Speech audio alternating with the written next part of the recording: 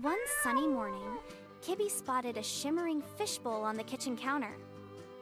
His eyes widened. Ooh, shiny bubble thing. Polly the parrot warned, touch that bowl and you'll swim for it. Kibby climbed closer, giggling as he tapped the glass.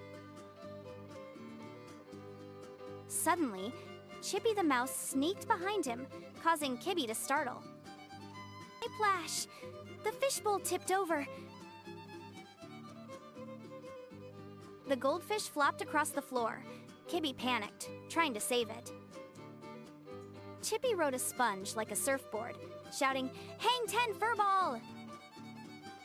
Polly squawked, "The great flood of paw Kibble."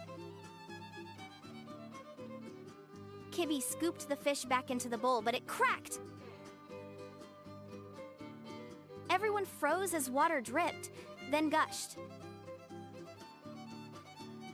Soon, the trio floated on kitchen objects. Kibby on a pan, Chippy on a soap bar, Polly on a sponge. The end?